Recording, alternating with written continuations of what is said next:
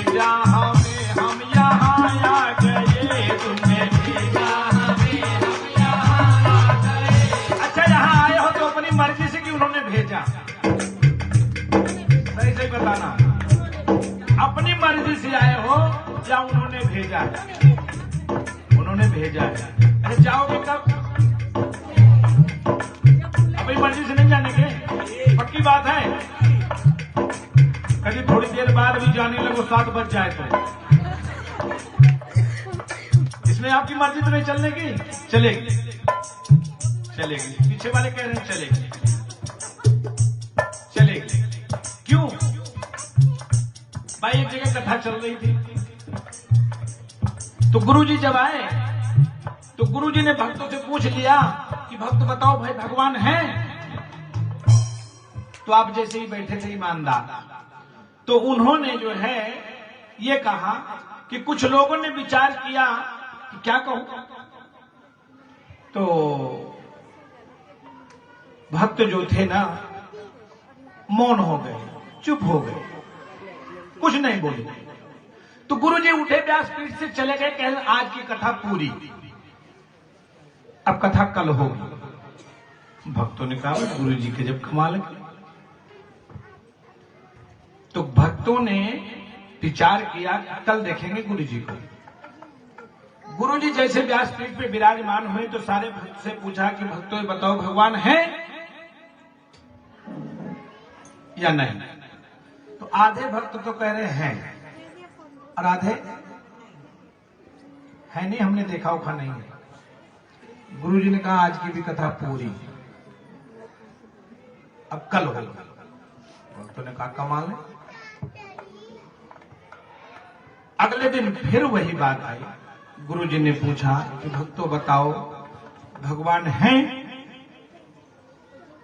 तो सबने राय बनाई थी कि सबने कह दिया कि नहीं है, सबने कहा नहीं है, भगवान नहीं है। गुरुजी चले गए। कितने दिन हो गए? कितने दिन कथा पूरी हो गई? 3 दिन। चौथे दिन फिर गुरुजी आए। गुरुजी ने कहा भक्तों बताओ भगवान है? भक्तों ने कहा हाँ है। गुरुजी ने जब जाने लगे तो भक्तों ने पूछा गुरुजी 7 दिन की तो कथा ही है, 4 दिन तो गए, अब बाकी जो रह गया उसमें क्या होगा? गुरुजी ने कहा कि जब तुमको पहले दृढ़ विश्वास ये हो जाए कि परमात्मा है तभी तो हम कथा सुनाएंगे। जब तुमको यही विश्वास नहीं है कि हमको किसने भेजा है और हमको कब जाना है, इसलिए तो आपसे पूछा कि आप लोग अपनी मर्जी से आए हो या उसने भेजा है? और जाओगे किसकी मर्जी से? उसी की मर्जी से जाओगे, अपनी कोई इच्छा नहीं है। तुमने भेजा हमें, हम यहाँ आ गए, तुमने भेजा हमें, हम यहाँ आ गए। जब कहोगे यहाँ से चले जाएंगे, जब कहोगे यहाँ से चले जाएंगे। तुमने भेजा हमें, हम यहाँ आ गए, तुमने भेजा हमें, हम यहाँ आ गए। जब कहोगे यहाँ से चले जाएंगे, जब कहोगे यहाँ से चले जाएंगे। दीन बंधो दयालु दया कीजिए, दीन बंधो दयालु दया कीजिए, वरना हमको यहाँ से उठा लीजिए, वरना हमको यहाँ से उठा लीजिए। अब समझ में आ गया ना कि भेजने वाला कौन है? भगवान। कोई और है और बैठाने वाला भी कोई और है, सुनने वाला भी कोई और है, सुनाने वाला भी कोई और है। ना तो हम आपको सुना सकते हैं और ना ही आप सुन सकते हो। 1000 में बैठ करके एक ही वो परमात्मा है जो बकता है, श्रवण करा रहा है, और वही परमात्मा अनेक रूप धारण करके सब में विद्यमान होकर के वो श्रवण करा रहा है, वही है और कोई नहीं है। ना तो कोई सुन सकता है और ना कोई किसी को सुना सकता है। ये तो परमात्मा की लीला है। परमात्मा अपनी लीला में सभी को सम्मिलित करने के लिए आमंत्रित किया है कि जिसके जिसके भाग्य में है हमारी लीला में पधार करके हमारी लीला का आनंद लीजिए। ये तो प्रभु की लीला चल रही है। प्रभु की लीला जिसके जिसके भाग्य में है उसे ही प्राप्त होती है। नैमिषारण्य क्षेत्र में कथा प्रारंभ हुई थी और नैमिषारण्य क्षेत्र में 88,000 ऋषियों को श्रवण कराना प्रारंभ किया है। श्री सूत जी महाराज कहते हैं, हे सनक जी, कथा को श्रवण करिए। एक समय की बात है कि जो जब तक भक्ति रानी हृदय में प्रवेश नहीं करते हैं तब तक किसी चीज का अनुभूति नहीं होती है।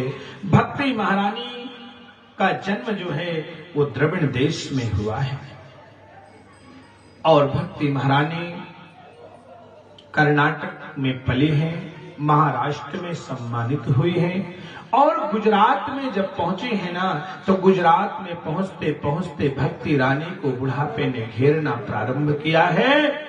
और जब भक्ति महारानी मृत्युलोक में भ्रमण करने के लिए आगे चली तो श्री वृंदावन धाम पहुंची है और वृंदावन धाम पहुंचते पहुंचते भक्ति महारानी बूढ़ी हो चुकी है। इसका मतलब समझ गए ना, क्योंकि सबके पास ज्ञान इतना हो चुका है कि भक्ति को हृदय में रखने के लिए कोई जगह नहीं रह गई है। इतने ज्ञानी हो चुके हो कि भक्ति के लिए हृदय में रहने का कोई स्थान है ही नहीं। वृंदावन पहुंचने के बाद भक्ति रानी ऐसे लगने लगी बिल्कुल बगुले के समान सफेद बाल हो चुके, वृद्धावस्था हो गई। लेकिन वहां पर देखिए चमत्कार क्या हुआ कि उनके दो बेटे ज्ञानी और वैराग्य दो पुत्र हैं जो आप देखिए कि ऐसी स्थिति को देखते देखते पहुंचते पहुंचते वहां पर जब पहुंच गई श्री वृंदावन तो आगे जब चलते गए तो वृंदावन जैसे पहुंचा वहां सब उल्टा हो गया। क्यों? क्योंकि गुजरात में जब तक पहुंची थी तब तक तो ठीक था, बुढ़ापे ने तब तक तो सही चला, लेकिन जैसे वृंदावन पहुंची सब उल्टा हो गया। मां तो जवान युवती और ज्ञानी और वैराग्य दोनों बेटे वृद्धावस्था को प्राप्त हो गए, बूढ़े हो गए। अब बताइए ऐसा भी हो सके क्या कि मां जवान और बेटे बूढ़े? बेटे 80 साल के, मां 35-40, ये कैसे हो सकता है? लेकिन श्री वृंदावन धाम में ऐसा ही हुआ है। भक्ति रानी के दो बेटे ज्ञानी और वैराग्य जो है वृद्धावस्था को हो गए। जो आज हमारी शरीर में हमारे हृदय के अंदर ज्ञानी और वैराग्य,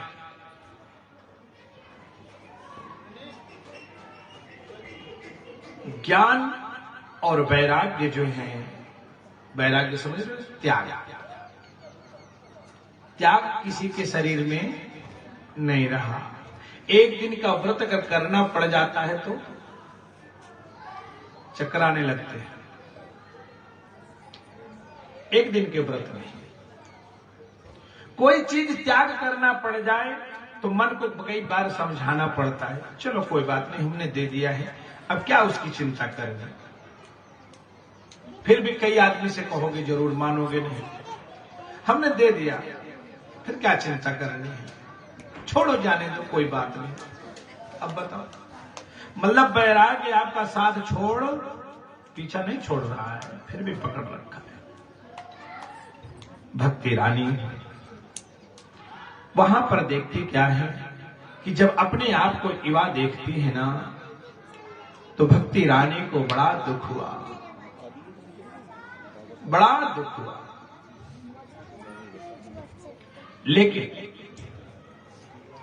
चिंता मणि लोको सुखम सुर सुख स्वर्ग संपदा प्रक्षते गुरु प्रेतो वैकुंठो योगी दुर्लभम। सुख तो केवल जो है शारीरिक भौतिक सुख है, लेकिन वैकुंठ अगर दे सकता है, परमात्मा का धाम अगर दे सकता है, प्रभु की शरणागति अगर दिला सकता है, तो सिर्फ वो सामर्थ्य गुरु में है, बाकी किसी में नहीं है, किसी में नहीं। भक्ति रानी बैठ करके भगवान का वृंदावन धाम में सिर भजन करने लगी। भक्ति रानी भगवान का चिंतन करती है। देखती क्या है, सदगुरु नारद जी महाराज मृत्युलोक में भ्रमण करने के लिए निकले, तो श्री वृंदावन धाम जब पहुंचे नारद जी महाराज ना, तो देखते हैं कि एक युवती बैठी हुई है, बड़े दुख में है और पंखे झल रही है, और दो पुरुष वृद्धावस्था में धरती पर जमीन पर लेटे हुए हैं।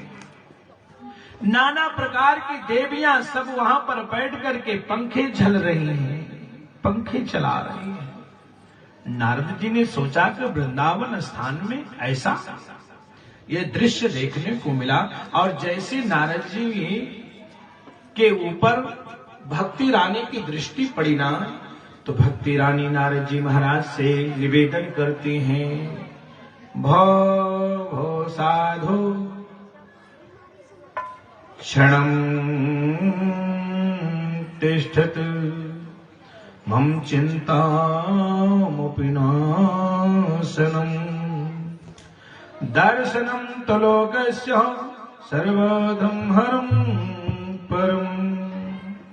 हे साधु, थोड़ी देर के लिए रुक जाओ, क्षणम, थोड़ी देर। हे साधु, थोड़ी देर के लिए मेरे दुख को सुन लीजिए। देखिए, होता है ना सामाजिक में कि किसी व्यक्ति को ज्यादा दुख होता है तो दूसरे से कहने पर हल्का हो जाता है। भक्ति रानी ने सोचा कि महात्मा जी आ रहे हैं, इनसे मैं अपने दुख को कहूं तो हो सकता है कि मेरे दुख का निवारण निकल जाए, हो जाए। जैसे नारद जी को अपना दुख सुनाया है, नारद जी महाराज ने पूछा, कौन हो? इस वृंदावन धाम में आप यहाँ पर आए, कौन है आप? अहम भक्तिरित ख्यात इमो माया मतो ज्ञान वैराग्य मानुगो काली योगी जर्जर। मैं भक्ति हूं, मेरे दो पुत्र हैं, ज्ञान और वैराग्य। ये दोनों मेरे पुत्र जर्जर हो चुके हैं, वृद्धावस्था ने यहाँ पर इनको वैसा घेर लिया है कि चलने में असमर्थ हो चुके हैं। ये चल नहीं, उठ भी नहीं पा रहे, करवट नहीं बदल पा रहे हैं। क्या करें महाराज, हमने बहुत उपाय किए लेकिन कुछ नहीं हुआ। महाराज आपसे मेरा निवेदन है, वंदन है कि आप कुछ कृपा करें जिससे मेरे बालक उठ के खड़े हो जाए।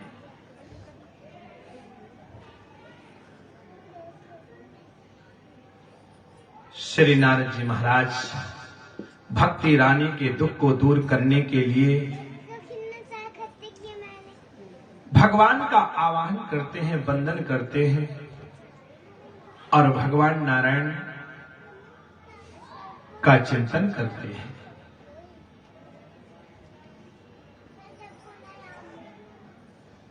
और भगवान नारायण को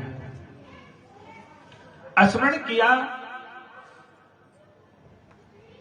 गीता पाठ श्रवण कराया ज्ञान और वैराग्य को, नाना प्रकार के समस्त उपचार सब कुछ नारद जी ने कर दिया, लेकिन चेतना सिर्फ अगर हुई तो कितना हुआ कि ज्ञानी और वैराग्य सिर्फ करवट बदल सके, बस इससे ज्यादा कुछ नहीं हुआ। चेतना थोड़ी सी जागृत हुई, भक्ति रानी को आस हुई कि गुरु जी बहुत बढ़िया है, लेकिन नारद जी ने सारे उपाय सब कुछ कर दिए। नारद जी से उपाय सब कुछ करने के बाद भी जब ज्ञानी और वैराग्य उठ करके खड़े नहीं हुए तो भक्ति रानी निराश हो गई। भक्ति रानी निराश हो गई। गुरुदेव, क्या मेरे बेटे उठकर खड़े नहीं होंगे क्या? ये जर्जर अवस्था में रहेंगे, वृद्धावस्था में ही रहेंगे क्या? इनके लिए तो आप कुछ उपाय करें। हम तो शरण में तुम्हारे हैं, अब हम आपकी शरण नहीं छोड़ने वाली हैं।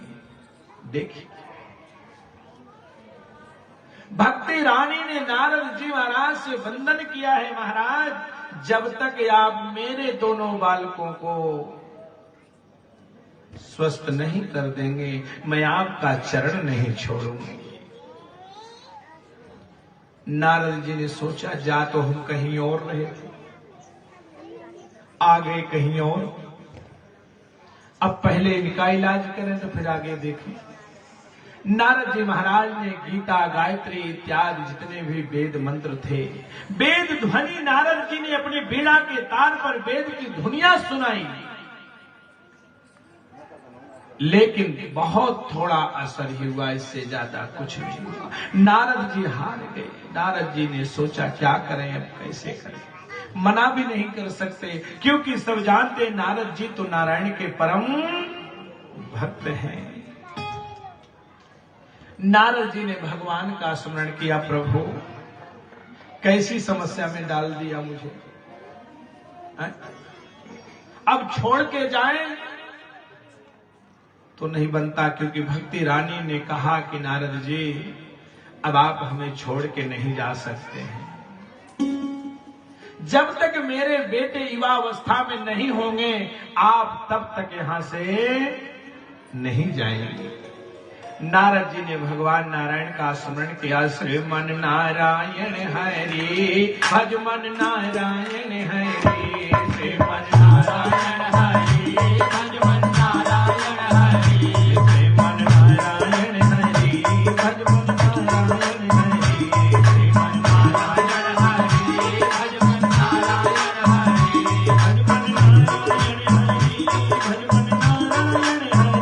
भज मन नारायण हरि भज मन नारायण हरि, भज मन नारायण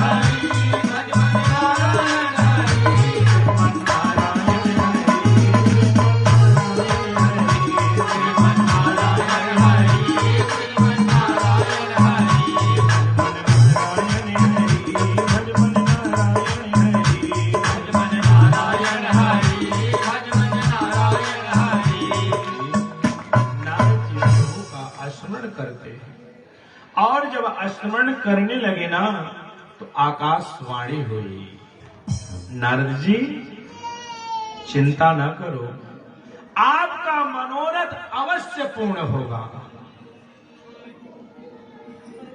इतना कहकर के वाणी चुप हो गई।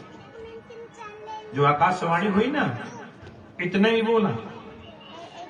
अब ध्यान रखना, क्योंकि साधु संत महात्मा गुरुजन और घर परिवार का कोई बड़ा व्यक्ति थोड़ा कह के चुप हो जाए ना तो मत ये समझ लेना कि ये इसका स्क्रू ढीला है,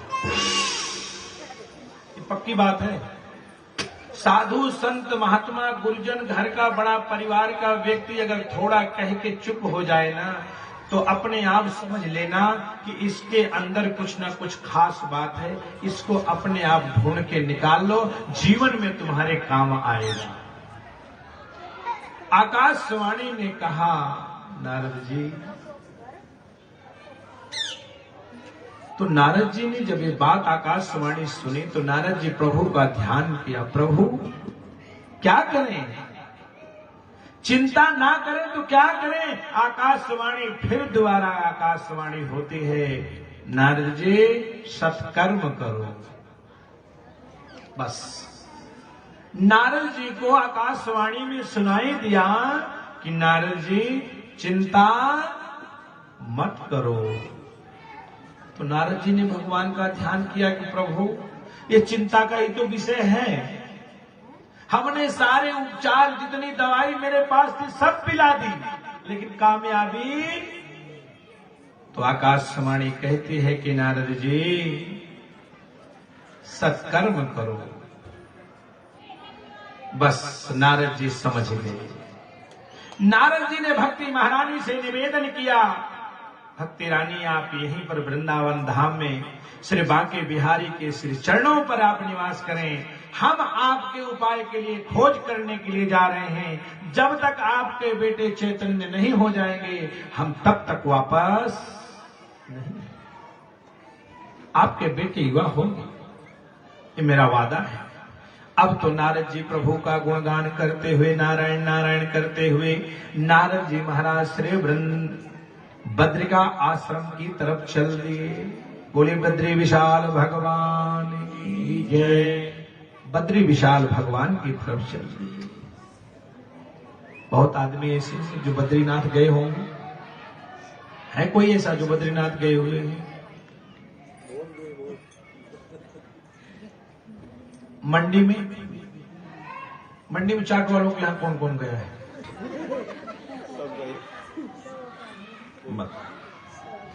बद्री विशाल भगवान के श्री चरणों में आप सोचो कि नारद जी को जाना पड़ा। ध्यान रखो, जब नारद जी जैसे को बद्री नारायण भगवान के श्री चरणों में संकट निवारण करने के लिए जाना पड़ा, तो संकट से बचना है और वैकुंठ लोक पाना है तो बद्री विशाल भगवान के श्री चरणों में जाना ही पड़ेगा।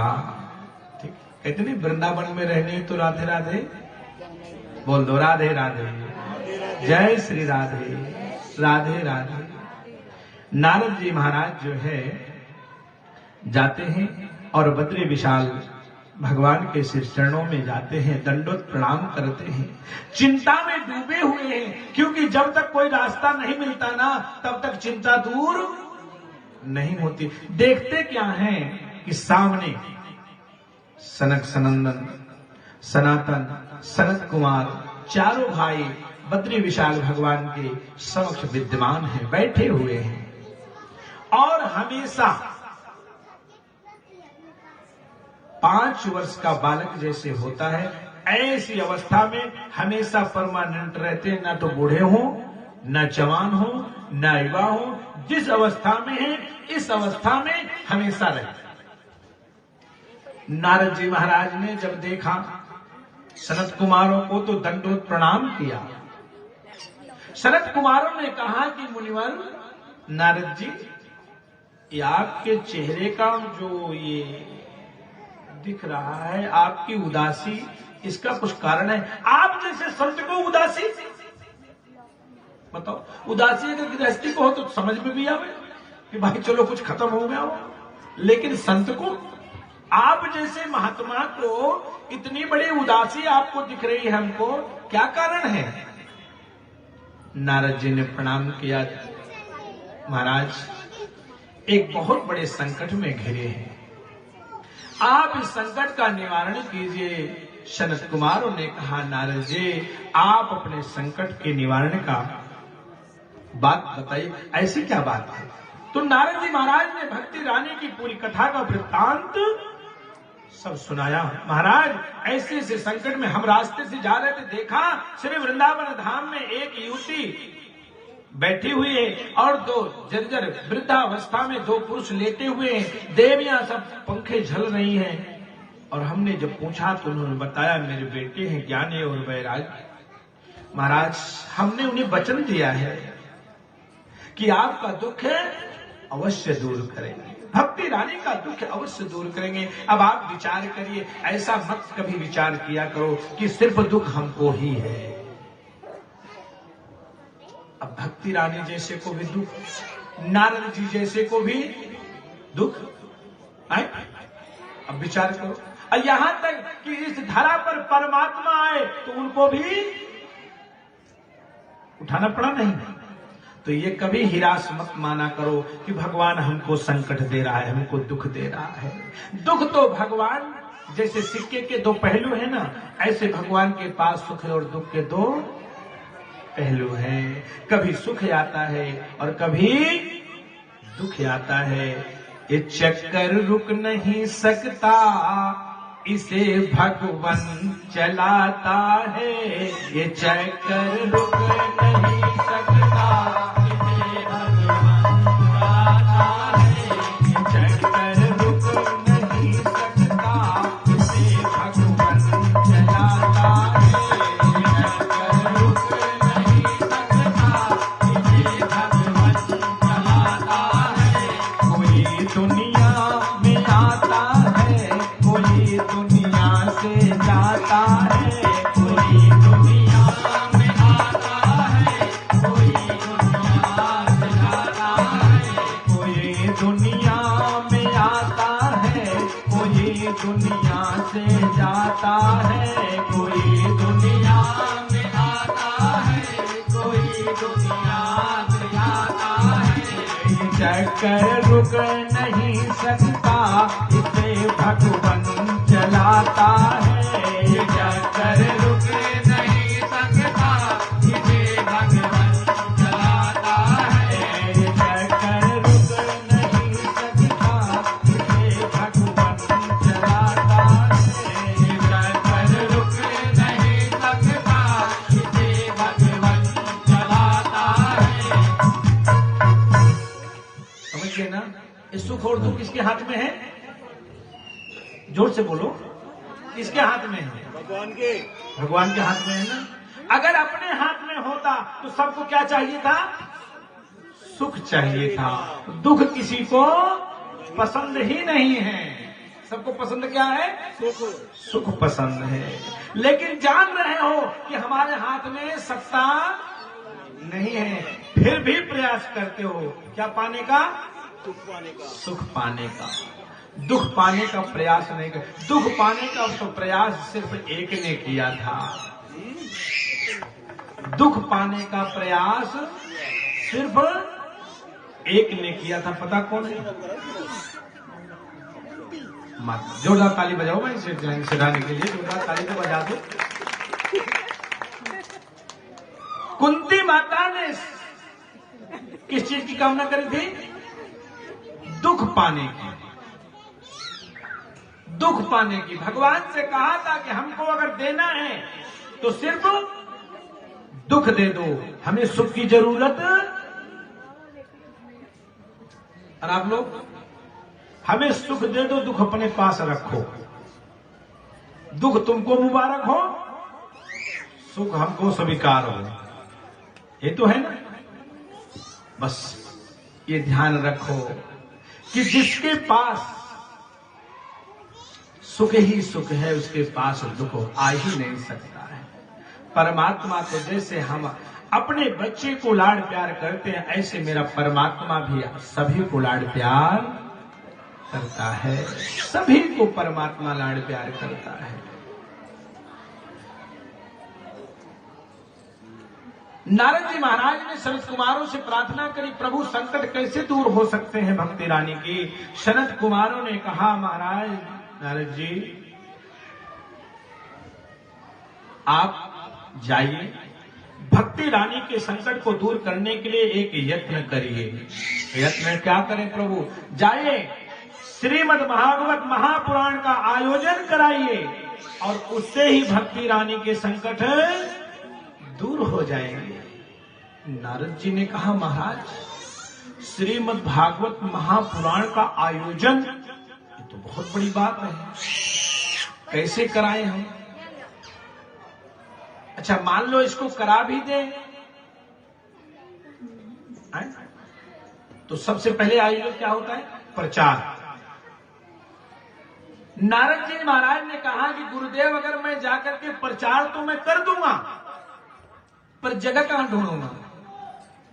भाई जगह होगी तभी तो कथा होगी, और जगह नहीं तो कथा।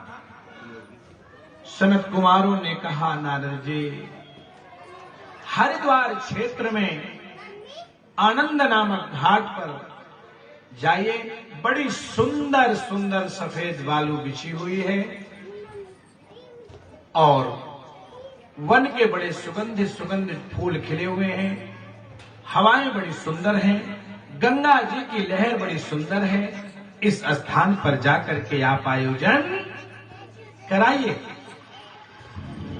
नारद जी अपने मन में विचार किया कि चलो प्रचार मैं कर दूंगा, जगह गुरु जी ने सत कुमारों ने बता दिया, अब कथावाचक कहां से लाऊं? चलो जगह की व्यवस्था हुई, प्रचार की व्यवस्था हो गई, होल्डिंग लग गई, लेकिन कथावाचक कहां से लाएं गुरु जी? सनत कुमारों ने कहा नारद जी आप व्यवस्था करिए, कथा सुनाने हम खुद ही आ जाएंगे, जाओ। नारद जी आए हैं, नारद जी ने धरा पे प्रचार प्रारंभ कर दिया है और ऐसे सुंदर स्थल पर श्री हरिद्वार में आनंद नामक घाट पर आनंद ही बरस रहा था। और आप देखिए कि वहां पर इतने देवी देवता, गंधर्व, किन्नर, नाग, ऋषि, मुनि, संत, कहां तक, हरिद्वार से लेकर के बनारस तक इतने देवता बैठ गए, लाइन लग गई, वहां तो जगह ही नहीं रही और वहां टेंट की व्यवस्था नहीं थी। शरद कुमारों ने क्या बताया था? बड़ी सुंदर रेतीली, गद्दे से भी सुंदर रेतीली रेत गंगा मैया की बिछी हुई है और बड़ा सुंदर उपवन लगा हुआ है, बड़ा सुगंधित सुंदर पुष्प बिछे हुए हैं। जाकर के वहां पर आयोजन कराइए। सनत कुमारों ने पधारे हैं और सनत कुमार आकर के जो है जैसे वहां पर विद्यमान हुए, समस्त साधु संत महात्मा लोग सब विद्यमान थे। सनत कुमार जब आए तो सभी लोग खड़े होकर के उनका अभिनंदन किया है, प्रणाम किया है, सिंहासन पर विराजमान किया, तिलक किया, भागवत जी का पूजन हुआ और कथा प्रारंभ हो गई, शुरू हो गई कथा। अब कथा जैसे ही शुरू हो गई, कथा शुरू होते ही आप देखिए कि कथा की पावर कितनी है। यहां तो हरिद्वार में कथा सनत कुमारों के द्वारा प्रारंभ होती है और श्री वृंदावन धाम में चमत्कार होना शुरू हो गया। जैसे जैसे कथा के दिन बढ़ते गए, ऐसे ऐसे भक्ति रानी अपने स्वरूप में आना शुरू किया। क्योंकि भक्ति रानी वहां पर कैसे थी? युवा, जवान और बेटे बूढ़े। जैसे जैसे कथा प्रारंभ हुई है ना, वैसे वैसे असर दिखने लगा, असर दिखने लगा कि ज्ञानी और वैराग्य दोनों तो युवा अवस्था होने प्रारंभ हो गए और भक्ति रानी अपने स्वरूप में आनी शुरू हो गई। असर देखिए। और कथा प्रारंभ होते होते शुरू होते जैसे चौथा दिन आया ना, चौथे दिन क्या होता है? भगवान का जन्म उत्सव। चौथे दिन भगवान के जन्म उत्सव के दिन भक्ति रानी ज्ञानी और वैराग्य को साथ लेकर के श्री हरिद्वार आनंद नामक घाट पर विराजमान हो गई और वहां पर आकर के भक्ति रानी जैसे वहां पर ज्ञानी और वैराग्य के साथ विराजे हैं, भक्ति रानी जैसे वहां पर प्रारंभ किया, प्रवेश किया है, वैसे सनत कुमारों ने जो है भक्ति रानी का जय जयकार करने लगे। बोले भक्ति रानी की। भक्ति रानी जैसे कथा पंडाल में प्रवेश किया और प्रवेश करते ही कथा में इतना आनंद आ रहा था कि भक्ति रानी नृत्य करने लगी, नाच नृत्य करने लगी।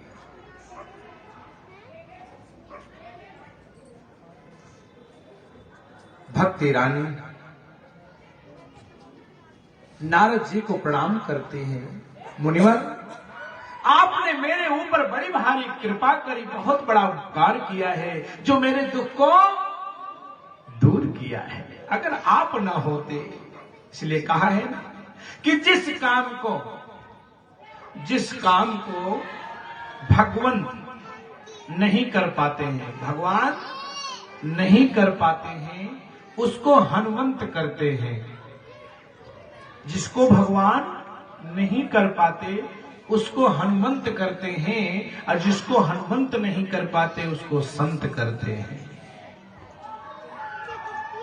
राम जी को लंका जाना हुआ तो क्या करना पड़ा था? पुल बांधना पड़ा था। और हनुमान जी को कैसे जाना पड़ा था? ट्रेन से। इनको पता ही नहीं, पीछे वालों उड़ के चले गए थे, उनको पुल की जरूरत नहीं पड़ी। और लंका में जब गए तो जुगत विभीषण सकल सुनाई। जाकर के वहां पर सीता माता को हनुमान जी महाराज ढूंढे, नहीं पाए तो संत की शरण में गए। तो विभीषण जी महाराज ने सहज में बता दिया, हनुमान जी महाराज जाइए, आप सीता माता वहां पर विद्यमान है, आपको मिल जाएंगे। जिस काम को भगवंत नहीं कर पाते उसको हनुमंत करते हैं, जिसको हनुमंत नहीं करते उसको संत करते हैं। संत ने किसकी? भक्ति रानी का दुख आग्रह था, निवेदन था कि भक्ति रानी जितने भक्त कथा पंडाल में बैठे हैं ना, ये सब के नित्य क्या है? भक्ति रानी का दुख क्षण भर में, भक्ति रानी क्षण भर में ही दूर कर दिया है। और जैसे उनके दुख दूर हुआ है, भक्ति रानी सभी के हृदय में प्रवेश किया है और भक्ति रानी सबके हृदय में निवास किया है। श्री सूत जी महाराज ऋषियों को कथा सुनाते हुए कहते हैं कि हे ऋषियों, एक समय की बात है, बहुत ध्यान से सुनना, क्योंकि कथा जो होती है सब हर एक कथा में लिखा गया है सावधान। और कथा सुनने वाले एक बात का ध्यान रखना, अगर अपना समय दे रहे हैं तो पाने के लिए ना, कुछ पाने के लिए, तो एक तो अपनी अपनी जगह का ध्यान रखना कि जो जिस स्थान पे बैठे हो ना तभी फल मिलेगा, ध्यान रखना। समय से आओगे तो अपनी जगह मिलेगी, और देर से आओगे तो सीट बुक हो जाएगी, ध्यान रखना। पहला बात। दूसरी बात यह है कि जब तक कथा में 1 घंटे 2 घंटे 4 घंटे बैठना है, सिर पर पल्ला जरूर रखना, बस इस बात को जरूर ध्यान रखना। और नहीं तो पता है ना कि पानी कहां से उतरता है?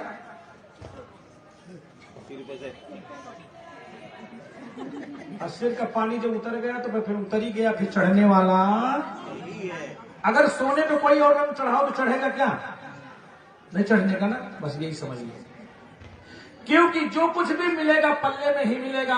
अगर पल्ला नहीं है तो कुछ मिलने वाला, चाहे 5 घंटे बैठे रहो और चाहे 10 घंटे बैठे रहो, और हम नहीं, चाहे आकर के परमात्मा ही खुद बांटना प्रारंभ कर दे तो भी थमने वाला नहीं है। इसलिए इतना जरूर 2 चीज, कथा में कहीं भी जाना, कहीं किसी स्थान पे जाना, भजन में, कीर्तन में, सत्संग में कहीं जाना, तो इस चीज को विशेष ध्यान रखना कि यहां सिर पर पल्ला जरूर हो। और जिस स्थान पे बैठे हो ना, एक जगह जम गए तो जम गए बाबा की तरह, फिर हिलना नहीं, बैठ गए तो बैठ गए, तब फल की प्राप्ति होती है। कहते नजर हटी तो दुर्घटना घटी। अब थोड़ी देर यहां बैठे, थोड़ी देर बाद उठ के आए, फिर वहां बैठ गए, फिर वहां से आए वहां बैठे। अब जिसके स्थान पर बैठोगे वो पता नहीं किस भाव से कथा को सुन रहा था, वही भाव प्रवेश करेगा, ध्यान रखना। क्योंकि भूमि जो होती है बड़ी पवित्र होती है, ध्यान रखना।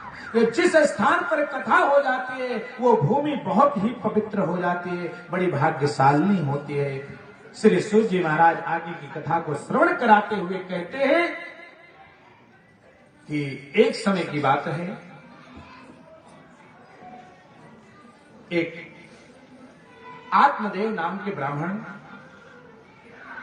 तुंगभद्रा नदी के किनारे पर एक बड़ा सुंदर अनुपम नगर था जो दक्षिण दिशा की तरफ था।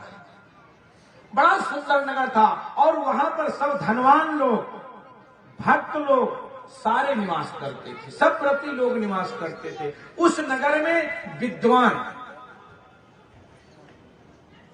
सारे वेदों को जानने वाले, शास्त्र को जानने वाले आत्मदेव नाम के ब्राह्मण अपने परिवार के साथ रहा करते थे। लेकिन ध्यान रखना, ऐसा नहीं है कि संकट का सामना पंडित जी को नहीं करना पड़ता, सबको करना पड़ता है, करना पड़ता है ना।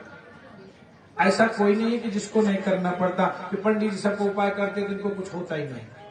ये भी बीमार पड़ते हैं, दवाई रोज खाते, समझ गए ना, समझ गए। ऐसा मत विचार किया करो। सबको संकट ने कार्य का ग्रास सबको घेर रखा है, सबको अपने। तो उन्होंने क्या किया कि देखिए, तुम भद्रा नदी के किनारे पर आत्मदेव नाम के ब्राह्मण रहते थे, भगवान के परम भक्त थे, लेकिन उनके पास नाना प्रकार की सब कुछ संपत्तियां थी, लेकिन संतान नहीं थी। उन्होंने नाना प्रकार के यत्न किए, लेकिन कुछ भी नहीं हुआ। यहां तक कि जो पेड़ पौधे लगाते थे उसमें भी फल नहीं आता था। उन्होंने एक गाय पाली, उस गाय से भी कोई संतान। अब आप देखिए कितने भाग्यशाली थे, भाग्यशाली थे ना, कह रहे हाँ भाग्यशाली थे। उनके पास ना तो संतान थी, जिस भी वृक्ष को, फल वाले वृक्ष को लगाते थे उसमें कीड़े लग जाते थे, कोई फल नहीं आता था। यहां तक कि बाजार से जो फल लाते थे घर में ना बच्चों के लिए, उसमें भी कीड़े पड़ जाते थे, उस फल को कोई ग्रहण नहीं कर पाता था। आत्मदेव बड़े दुखी हुए। लेकिन ध्यान रखना, अपना आत्म जो दुख होता है ना, वो तो आदमी सहन कर लेता है, लेकिन बाहर जो ताना सुनाई देता है ना, वो दुख आसनीय हो जाता है।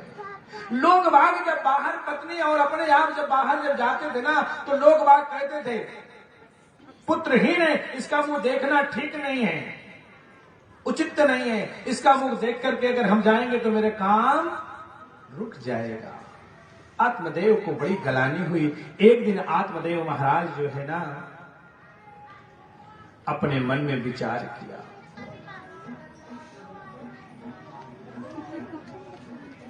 लेकिन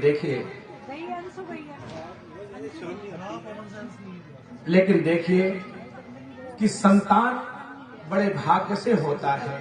संतान जो होता है, बालक की किलकारियां उस आंगन में होती है, जो आंगन बड़ा भाग्यशाली होता है, वो तीर्थ से कम नहीं होता है।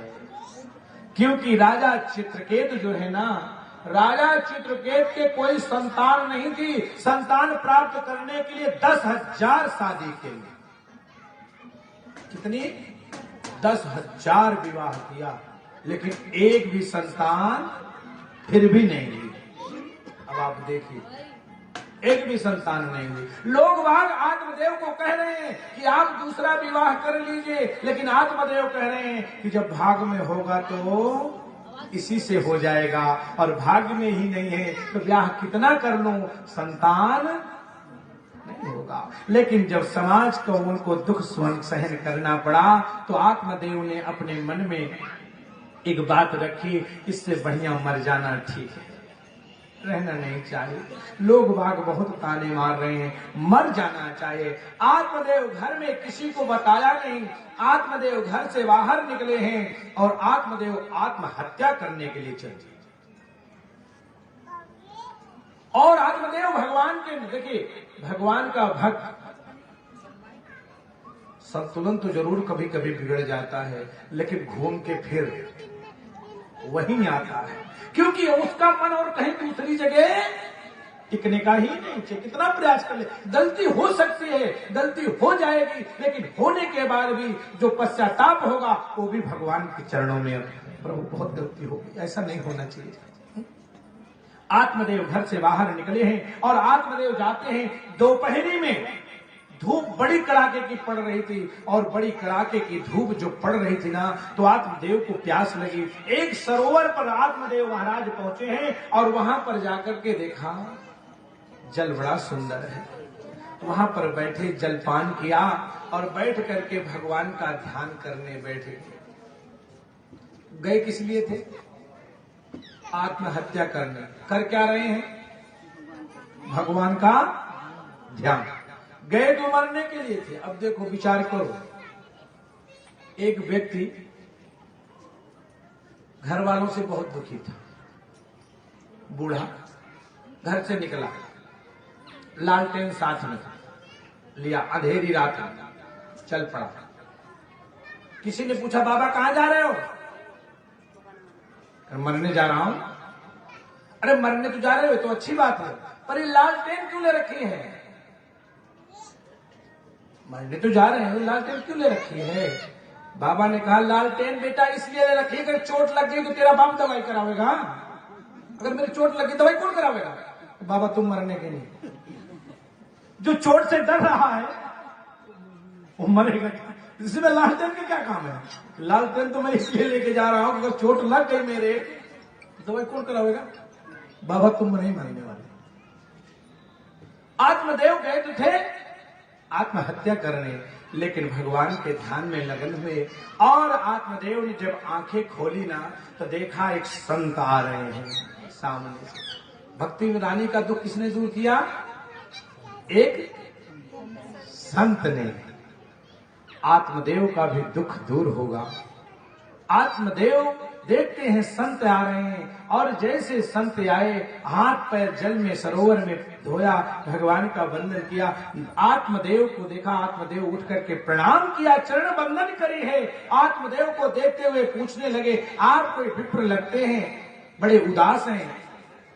आत्मदेव चरण पकड़ लिया, चरण वंदन किया है। महाराज मेरे दुख का कारण बहुत है, मैं जीना नहीं चाहता हूँ, मैं आत्महत्या करने घर से निकला हूँ, मैं मर जाऊंगा पर घर वापस नहीं जाऊंगा। तो महात्मा जी ने समझाया, बेटा मरना नहीं चाहिए, क्योंकि आत्महत्या करने वाले को मोक्ष नहीं मिलता है। तुमको मोक्ष, आप तो विद्वान हैं, ब्राह्मण हैं, संत, आप ऐसा क्यों करने जा रहे हैं? महाराज मैं जीना नहीं चाहता। महात्मा जी भगवान नारायण के ही रूप में थे। तुलसी यह जग आई के सबसे मिलियो धाय, ना जाने किस रूप में नारायण मिल जाए। नारायण को वंदन किया, और जैसे वंदन किया है, आत्मदेव चरण पकड़ा है। महाराज मैं आपके चरण को नहीं छोड़ूंगा जब तक आप मुझे आशीर्वाद नहीं देंगे। कहेगा पुत्र का। अब महाराज बड़े संकट में पड़े, क्या कर? महाराज ने कहा, नहीं नहीं आत्मदेव, नहीं ऐसा कुछ नहीं है हमारे पास। नहीं महाराज, मैं अपने प्राण को आपके ही चरण में त्याग दूंगा, पर घर नहीं जाऊंगा। आत्मदेव की बात को सुनकर के महात्मा जी ने कहा, आत्मदेव बैठिए। आत्मदेव को बैठा करके भगवान रूपी महात्मा जी ने चिंतन किया, ध्यान लगाया, तो क्या देख रहे हैं कि आत्मदेव के 7 जन्म तक कोई संतान नहीं थी। एक जन्म हो तो चिंता हो, तो 7 जन्मों का केस चल रहा है, 7 जन्मों तक कुछ नहीं है। अब बताओ, अब मरीज को डॉक्टर साहब ये कह दे कि सुबह अब जो कुछ खाना खा लो सुबह, अब खाएगा क्या वो? खाएगा? उसके सामने तो चाहे जो बना के धर दो, सब बेकार। और डॉक्टर साहब ये कह दे कि तुम बीमार नहीं हो, ठीक कर दूंगा तुम, तो खाने की इच्छा उसकी बढ़ जाएगी, इच्छा शक्ति जागृत हो जाती है। अब आत्मदेव को महात्मा जी ने कहा, महाराज अरे तुम एक संतान को तुमको इच्छा है, यहां तो तुम्हारे भाग्य में 7 जन्म तक है ही नहीं, तो बताओ मैं क्या करूं? आत्मदेव ने कहा, मैं कुछ नहीं जानता, 7 जन्म नहीं है या 14 जन्म नहीं है, मुझे पता नहीं। मैं तो तब छोड़ूंगा जब मुझे मेरी इच्छा पूरी होगी, और नहीं तो मैं आपके ही चरणों में अपने प्राण को यहीं त्याग दूंगा। महात्मा जी ने सोचा, ब्राह्मण अगर मर गया चरण में, ब्रह्म हत्या एक केस तो यही चलेगा, दूसरा केस भगवान का भक्त, तीसरा केस आत्मगलानी इसको हो चुकी है, ये गलानी निकलने वाली नहीं है, महात्मा जी ने एक फल निकाला, अपने थैले में से आमंत्रित किया और मंत्र फूंक करके आत्मदेव को दे दिया। जा बेटा, ले जा, अपनी पत्नी को ये फल खिला देना, तेरी पत्नी गर्भवती होगी और पुत्र ही होगा। जाओ। आत्मदेव बड़े प्रसन्न, बड़े अच्छे विचार लेकर के घर आते, लेकिन यहाँ तो पहले घोषणा कर दी कि 7 जन्म तक कुछ है ही नहीं। लेकर आए आत्मदेव फल, पत्नी को दिया, देवी ये फल ग्रहण करो और इससे संतान हो जाएगी। दे करके आत्मदेव तो फिर चले गए कहीं पूजा पाठ। पत्नी ने विचार किया, अरे पता नहीं कहां से कैसा फल लाके दे दिए। पत्नी ने क्या किया, पड़ोस में सहेली। इसीलिए रामचरितमानस में बाबा ने एक लिखा है चौपाई कि बर भल बास नरक कर ताता, दुष्ट संग जन देहि विधाता। नरकों का बास दुष्टों के संग से कई गुना अच्छा है। पड़ोसी भगवान जिसे दे अच्छा दे, ना दे तो घर जंगल में बनवा दे, किसी के पास न रखे बस। क्यों, वहां तो केवल जानवरों का जो भय रहेगा या और कुछ भय रहेगा, और पड़ोसी अच्छा नहीं तो चारों तरफ का डर रहेगा। बर बर बास नरक कर ताता, दुष्ट संग जन देहि विधाता। नरकों का बास अच्छा है, किससे, दुष्टों के संग से। इसलिए आत्मदेव की पत्नी पड़ोस में जाकर पूछती, बहन मेरे पतिदेव ने एक फल लाया है और बताया इसको खाते ही गर्भ हो जाएगा, अब बता मैं खाऊं कि ना खाऊं, तू बता, जैसे तू कहे वैसे कर लो। वो अच्छी भली थी, उन्होंने कहा बहन देख मेरी बात सुन, तुझे तो इस पीड़ा का तो नहीं पता ना, मुझे तो पता है ना। इसमें फल खाने के बाद अगर तेरे गर्भ रह गया ना तो दर्द वेदना इतनी होगी ना तो सहन नहीं कर पाएगी, बिल्कुल नहीं सहन कर पाएगी, ध्यान रख इस बात को। अच्छा, और क्या क्या होता है बहन? पड़ोसन ने साफ बता दिया, बहन उधर पेट तेरा बढ़ जाएगा, रात में निद्रा नहीं आएगी, बेचैनी तुझे रहेगी, शरीर में बदन में तेरे पीड़ा रहेगी। अच्छा, और क्या होगा बहन? अगर रात में चोरू चक्के गांव में मोहल्ले में आ गए ना तो गांव वाले तो भाग जाएंगे, तू मारी जाएगी बेफजूल। इसलिए देख, बताना मेरा फर्ज है, खाना ना खाना अब बता के तू जा रही, जिसे कहते नहीं कि किसी चीज को रोक दिया जाए कि इसको किसी को पता नहीं चलना चाहिए, क्या होता है वो जरूर प्रचार। क्यों? यहां पर देखिए, यहाँ कंठ के पास देखिए, पुरुष के पास यहाँ पर ब्रेकर, जैसे सड़क पे ब्रेकर बना रहता है ना, तो यहाँ पे ब्रेकर है, और आप लोग अपने ट्राई करना, घर के शीशे में देखना, यहाँ कोई ब्रेकर नहीं, हाईवे है सीधा। इसीलिए इनको कहा जाता है औरतें, औरतें, फिर औरतें, तो सबको थोड़ा थोड़ा कहती। और देखिए डर भी है, बहन देख, उन्होंने मुझे अपनी कसम दिलाई कि किसी से मत कहना, और तुझे मेरी कसम है तू किसी से नहीं। अब बताओ कहां रहेगी तेरी और उसकी कसम? उन्होंने बहुत मना किया था, पर मैं तुझे बता रही हूं, तू उसे न कहिए। तो तीसरी जाके उन्होंने बहुत रिक्वेस्ट किया, पर मैं तुझे बता रही हूं, इसलिए इनका नाम समझ लो। ऐसे आत्मदेव की पत्नी ने, जिसका नाम था धुंधली, गंदे विचार, गंदे सोच की, उसकी सहेली जो थी वो उससे भी विचार की अच्छी निकली। उसने कहा बहन खाना नहीं है, क्योंकि ऑपरेशन की नौबत आ सकती है।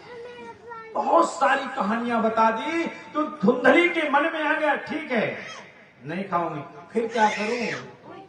सहेली ने कहा कि बहन तेरी बहन के बालक होने वाला है ना, तो एक काम कर, तेरी बहन बहुत लालची है, उसे कुछ पैसे दे देना, तेरे पास धन बहुत है, और बालक उसका ले लेना, क्योंकि तेरे जीजा जी पैसे के लालची हैं, तेरा काम बन जाएगा और तेरे पति को भी पता नहीं चलेगा। तो इस फल को क्या करूंगा, ये फल जो आया इसको करूं क्या?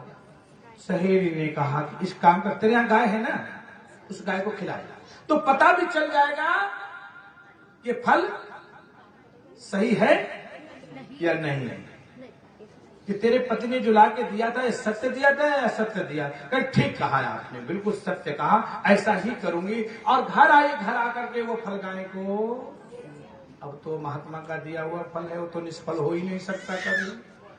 अब जब गाय को खिला दिया ना तो गाय गर्भवती हो गई। अब आत्मदेव की पत्नी धुंधली क्या करे, उन्होंने जो है अपनी बहन से बात करी, बहन तेरे जब बालक होगा ना इस बालक को मुझे दे देना और इसके बदले में तुझे मैं द्रव्य दे दूंगी और मेरे पति को पता नहीं चलना चाहिए। तो इसीलिए उसने किया कि रोज नित्य अपने पेट पर एक परत कपड़े रोज लगा दिया करती थी। अब धीरे धीरे भी आपको बताया कि सिर का पानी तो कभी उतरता है ना। अब 9वां महीना आने को तैयार हो गया, कितना कपड़े बांधो, समय तो आ ही गए, लेकिन सब उपचार कर लिया।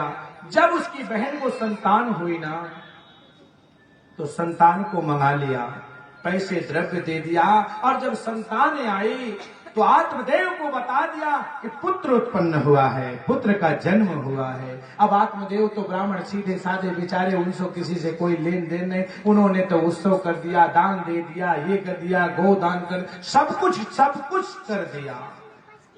अब संतान होने के बाद कुछ दिन ही बीते थे कि गौ के भी संतान हो गए। बोले गोकर्ण महाराज की जय।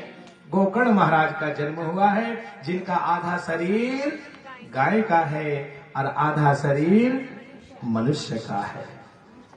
गोकर्ण जी महाराज का जन्म हुआ। जिस वृक्ष में फल नहीं आते थे उसमें फल बड़े सुंदर सुंदर। अब गांव में चर्चा फैल गई, अरे इसके यहाँ तो कहाँ कुछ हो ही नहीं रहा था, अब इसके तो गाय के भी बालक होने लगे। अब बताओ, जब नहीं था तब सब दुखी हो गया तो भी दुखी, बड़ी समस्या फंस। अब आत्मदेव को कुछ पता नहीं था, लेकिन जब बालक का जन्म हुआ हो तभी तो मां को दूध हो। जब दांत न थे तब दूध दियो, जब दूध दियो तो को अन्न भी देंगे, जान को देते अनजान को देते, जहान को देते वो तो को भी देंगे। अरे मन मूरख सोच करे, क्यों सोच करे कछु हाथ नहीं हो। बालक का जन्म धारा पर नहीं होता, इससे पहले उसकी मां को दूध हो जाता है। पहले मां को दूध, बाद में बालक का जन्म होता है। ये परमात्मा का नियम है कि उसको धरती पे आने से पहले उसकी भोजन की व्यवस्था कर देता है। लेकिन जब उस मां को जन्म दिया हो तभी तो दूध हो। अब बालक का जन्म तो हो गया। आत्मदेव से कहने लगी धुंधली, महाराज बुढ़ापा अवस्था है, वृद्धावस्था है, दूध नहीं हो रहा है, क्या करें हम, कैसे करें, बालक को कैसे पालें। अगर एक बात कहूं आपसे, बुरा ना माने। आत्मदेव ने कहा कि मेरी बहन के थोड़े दिन पहले बालक हुआ था, वो बालक मर गया। अगर आप कहो तो मैं थोड़ी देर के लिए अपनी बहन को बुला लूं। आत्मदेव ने कहा ठीक है, बालक पलना है, जैसे सुविधा लगे वैसे कर। अब उसकी बहन आ गई, बालक तो उसी की। अब आत्मदेव की बहन लालन पालन सब करने लगी। कुछ दिन व्यतीत हो गया। जैसे ही कुछ दिन व्यतीत हुआ, नामकरण का समय आया ना, तो आत्मदेव बेचारे तो पत्रा खोल के देखें कि हम नाम कौन सा रखें। लेकिन धुंधली ने कहा, हे महाराज बेटा मेरा है, 9 महीने हमने दुख दर्द सहे, तुमने कौन से दुख दर्द सहे, नाम हम रखेंगे इसका। आत्मदेव ने कहा देवी आप ही नाम रख लो, हमको तो कुछ नहीं। तो जथा नामे तथा गुणे, जैसा मां का नाम वैसे बेटे का नाम रख दिया, धुंधकारी। मां ने धुंधकारी रखा। और जब गाय के बछड़े, गाय को जब जन्म दिया है ना, तो आत्मदेव महाराज ने गोकर्ण नाम रखा है। बस नाम का बड़ा असर है। बालक का जन्म होना तो नाम सोच विचार के रखा करो। ऐसा मत रखा करो जिसका अर्थ का अनर्थ निकल जाए। बहुत सोच विचार के रखा करो, तब उसकी फलीभूति होती है। धुंधली और धुंधकारी दो हो गए, दोनों ऐसे विचार के। धीरे धीरे बालक जैसे बड़ा होता गया ना, तो जब बड़ा हुआ तो बालक सबसे पहले पिताजी को परेशान करने लगा। रोज पैसे मांगता था, धन मांगता था। गोकर्ण जी महाराज थोड़े बड़े हुए तो गोकर्ण जी महाराज को ये व्यवहार अच्छा नहीं लगा। तो गोकर्ण जी महाराज ने पिताजी से कहा, पिताजी भगवान के ऊपर वाले की कृपा से आपने सब सुख देख लिए, अब एक काम करो, आप तीर्थों पे चले जाओ, ज्यादा अच्छा है। चलो घर द्वार छोड़ो, घर द्वार चलो हरिद्वार। घर में क्या करोगे रहे? कहा है बहू बेटा जब घर से निकालें तो मन में खुशी मना। अगर बहू ये कह दे कि अम्मा जी आज कथा में नहीं गई क्या, तो समझ लेना मामला ठीक है। आज कथा में नहीं गई क्या, चली जाओ थोड़ी देर के लिए, तो समझ लेना कि मामला ठीक नहीं, इससे बढ़िया अपना कथा भागवत में रह ले, ठीक।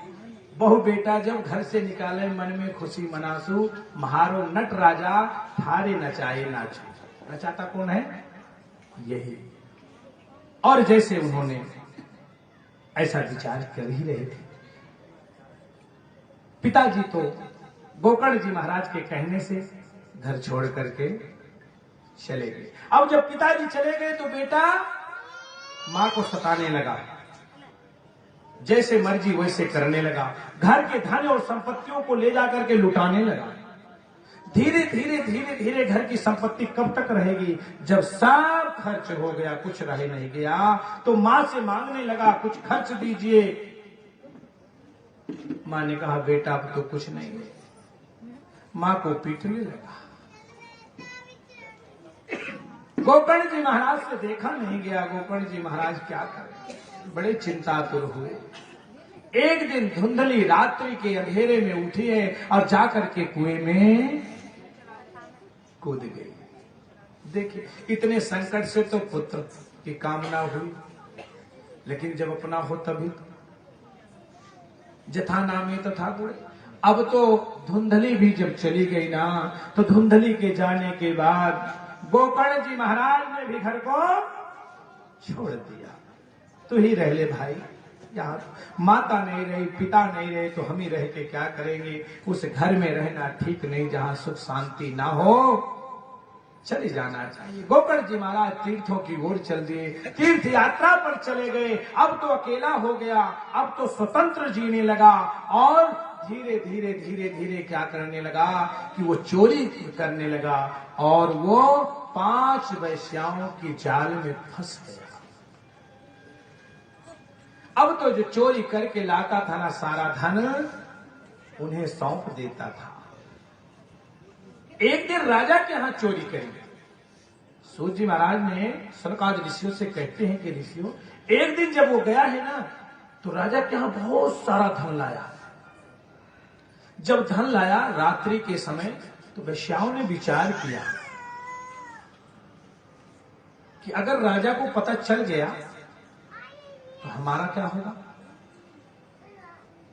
ऐसे पतिदेव तो हमको बहुत मिलेंगे, जो कमाने वाले मिलेंगे, लेकिन अगर राजा को पता चल गया कि ये धन इनके पास है, तो फिर जो है ठीक नहीं है। ऐसा विचार करके रात्रि में धुंधकारी सो रहा था।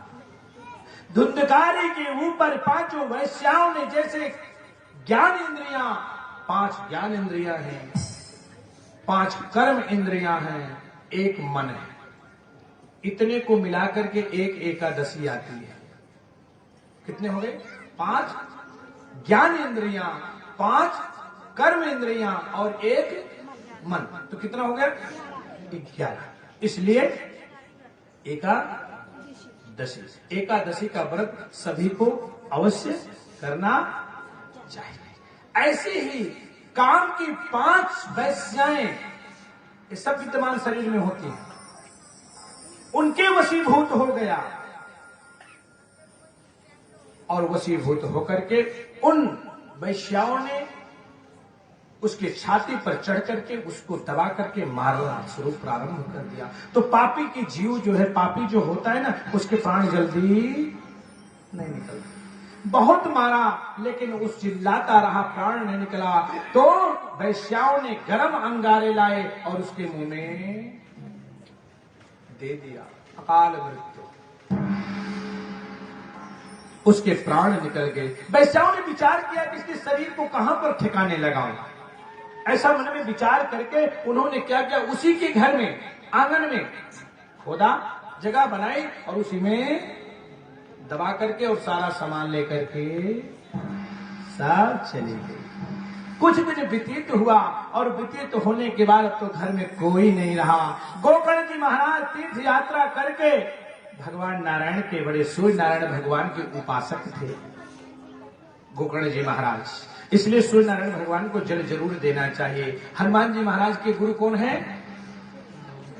सूर्य नारायण भगवान। चलते चलते विद्या सीख ली थी, ध्यान रखना। हनुमान जी कैसे चल रहे थे? उल्टा। अब मान लो मुंह गुरु जी की तरफ हो चलना पड़े, उधर से गुरु जी आवे, इधर से तुम जाओ तो टकरा जाओगे कि नहीं। इसलिए उधर से तो गुरु जी आ रहे हैं और हनुमान जी पीछे को चल रहे हैं और मुंह गुरु जी की तरफ है, और चलते चलते सारी विद्या सीख ली थी। ध्यान रखना। गोकर्ण जी महाराज सूर्य नारायण भगवान के उपासक थे और गोकर्ण जी महाराज जब आए घर पर तो देखा घर सूना था, कोई भी घर पर नहीं। रात्रि में वहां पर शयन किया तो बड़ा विकराल रूप धारण करके भूत योनि में, प्रेत योनि में आकर के धुंधकारी गोकर्ण जी महाराज के ऊपर प्रवेश किया। गोकर्ण जी महाराज ने अपने कमंडल में से जल लिया और छींटा मारा। जब छींटा जल का लगाना तो अपने असली स्वरूप में आ गया। असली स्वरूप में जब आया तो गोकर्ण ने पूछा, भाई ये तुझे क्या हो गया? धुंधकारी रोने लगा, भैया मैंने बहुत पाप किए, माता जी को पिताजी को बहुत सताया है, आपको बहुत सताया है, मैंने दूसरे के धन को बहुत चुराया, बहुत लूटा खाया है, मैं प्रेत योनि में हूं, मैं बहुत तड़प रहा हूं, मुझे मोक्ष चाहिए, मुझे मुक्ति चाहिए। गोकर्ण जी महाराज ने कहा कि मैंने अपने पितरों के, देवताओं के, सब के निमित्त मैंने गया जी में श्राद्ध किया है, तीर्थों पे जाकर के पिंडदान इत्यादि किया है, क्या तुझे मिला नहीं? धुंधकारी कहने लगा, भैया मुझे कुछ भी नहीं प्राप्त हुआ, मुझे तो भूख लगी है, क्षुधा लगी है, क्योंकि प्रेत को क्षुधा बहुत लगती है, मेरा उद्धार कीजिए। गोकर्ण जी महाराज ने कहा, ठीक है, प्रातः कालीन तेरे उपाय के लिए हम जाएंगे। गोकर्ण जी महाराज प्रातः कालीन होता है, ऋषियों मुनियों के पास, ब्राह्मणों संतों के पास जाते हैं और धुंधकारी के लिए उपाय पूछते हैं। कोई कुछ सब कुछ बताता है अपने अपने हिसाब से, लेकिन गोकर्ण जी महाराज की समझ में नहीं आया। गोकर्ण जी महाराज भगवान सूर्य नारायण के उपासक हैं। ध्यान लगाया, गुरुदेव कुछ कृपा करो, कुछ कृपा करो गुरुदेव, कुछ कृपा करो। और जैसे ध्यान लगाया, चिंतन किया, आकाशवाणी हुई, गोकर्ण जाओ अपने भाई को श्रीमद् भागवत महापुराण का रसास्वादन कराइए, इससे इसकी मुक्ति मिल जाएगी। गोकर्ण जी महाराज आते हैं और गोकर्ण जी महाराज जब आए हैं तो गोकर्ण जी महाराज ने श्रीमद् भागवत महापुराण का आयोजन किया है और गोकर्ण जी महाराज खुद व्यासपीठ पर विराजमान हो गए। बोले गोकर्ण भगवान की जय। प्रभु का चिंतन स्मरण करते हैं, श्रीमन्नारायण हरि, श्रीमन्नारायण हरि, श्रीमन्नारायण हरि, श्रीमन्नारायण हरि, भगवान नारायण हरि, भगवान नारायण हरि, भगवान नारायण हरि, भगवान नारायण हरि, श्रीमन नारायण हरि, श्रीमन नारायण हरि, श्रीमन नारायण हरि,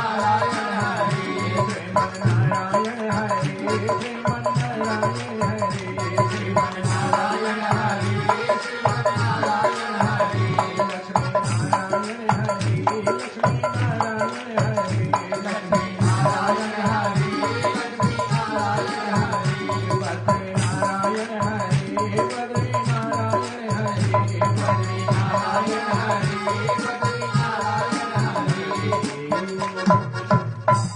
नारायण का ध्यान किया है और गोकर्ण जी महाराज जैसे कथा प्रारंभ करी है, धुंधकारी आया, देखता क्या है, एक 7 गांठ का बांस बंधा हुआ था, यहां पर भी है। उस गांठ में देखा पोल था, छेद था, उसमें आकर के विद्यमान हो गया, बैठ गया। 7 दिन तक कथा चली। गोकर्ण जी महाराज प्रारंभ कर दिए, आकर के वो धुंधकारी बैठ करके कथा को श्रवण करने लगा। जैसे पहले दिन कथा संपूर्ण हुई ना, तो बड़ी जोर की आवाज हुई, जो बांस का गांठ था ना फट गया। सब बैठे जितने थे सब चौकन्ने हो गए। क्या हुआ? गोकर्ण जी कहा बैठे रहो, ये धुंधकारी का पाप धुल रहा है, बैठे रहो। 7वें दिन 7 गांठ जब फटी तो भगवान नारायण का विमान आया है, और जब भगवान नारायण का विमान कथा पंडाल में पधारा तो सारे भक्त बेटिकट वाले सब बैठ गए चलने के लिए कि हम भी चलेंगे, हम भी चलेंगे, हम भी। लेकिन वहां तो सीट ही एक ही थी और थी ही नहीं, सारी सीट निकाल कर रख रखे थे, ये गाड़ी वालों की थी। धुंधकारी को बैठाया विमान पर, और जब ले जाने लगे ना, तो सारे भक्त जितने थे गोकर्ण जी से पूछा, महाराज कथा 7 दिन हुई है? हाँ। और 7 दिन हम रोज समय से आते थे और समय पर जाते थे, सारे नियम का पालन किया, तो विमान केवल धुंधकारी के लिए क्यों? हम लोगों के लिए? हम लोग कैसे जाएंगे? न हाथी है, न घोड़ा है, वहां पैदल ही जाना है। भक्तों ने कहा कि विमान आया है तो हम भी चलेंगे, लेकिन विमान में तो सीट एक ही है। धुंधकारी के लिए पार्षदों ने, भगवान नारायण के पार्षदों ने कहा, भक्तों अब तो विमान जो आया है ना, वो सिर्फ धुंधकारी के लिए आया। क्यों? धुंधकारी ने मन को लगा करके, चित्त को लगा करके कथा को श्रवण किया है, इसलिए धुंधकारी के लिए विमान आया है। और आप लोगों ने एक कथा इधर भी दोनों तरफ बात करेंगे। जैसे पान में एक गुण होता है कि पान जो होता है वो जो बीज का खराब होता है ना, तो ऊपर वाले को भी दाग लगाता है और नीचे वाले। पान में बहुत खासियत है, अगर बीज का पान खराब है ना, तो समझ लेना कि ऊपर वाले को भी दाग लगाएगा और नीचे वाले को भी दाग लगाएगा, ये ध्यान रखना। ऐसे कथा स्थल में श्रोता वो गचर गुजर बकर बोलते ही रहेंगे, इधर पड़ोसी वाले को, इधर पड़ोसी वाले। अरे एक होते हैं श्रोता, जो केवल भगवान के कौन आ रहा है, कौन जा रहा है, कौन क्या कर रहा है, उससे संबंध उनका कुछ नहीं है। केवल संबंध है तो भगवान की कथा का रसास्वादन करना, वो काम केवल धुंधकारी ने किया था, बाकी किसी ने। तो भक्त तो बड़े पछताए, अब क्या करें। विमान बैठाया, धुंधकारी को लेके भगवान के परम धाम को चला गया, धुंधकारी को मोक्ष प्राप्त हुआ। तब भक्तों ने प्रार्थना करी, गोकर्ण जी महाराज कथा 7 दिन के लिए फिर शुरू। अब के हम सतर्क होकर के सुनेंगे, अब इतनी बड़ी गलती नहीं करेंगे। तो धुंधकारी जी को परम धाम जाने के बाद गोकर्ण जी महाराज ने फिर कथा प्रारंभ कर दी, और कथा प्रारंभ जैसे करी, 7वें दिन भगवान नारायण का विमान फिर आया, और उस विमान पे कथा श्रवण करने वाले जितने भक्त थे, अब की सीट पूरी थी। विमान जब आया तो सारे भक्तों को बैठाया है, और गोकर्ण जी महाराज के लिए भगवान नारायण खुद आए। गोकर्ण जी महाराज के लिए भगवान नारायण खुद पधारे, और भगवान नारायण जिस प्रकार से प्रभु श्री राम धराधाम को जाने लगे तो समस्त अयोध्यावासी को अपने में समा करके लेकर के चले गए ना, ऐसे उस कथा स्थल पंडाल में सभी भक्तों को अपने हृदय में विद्यमान करके अपने विमान पर सबको बैठाया है और परम धाम को लेकर के भगवान सभी भक्तों को चले गए हैं। भोले वृंदावन बिहारी लाल की जय, सुखदेव भगवान की जय, श्री गोकर्ण जी महाराज की जय।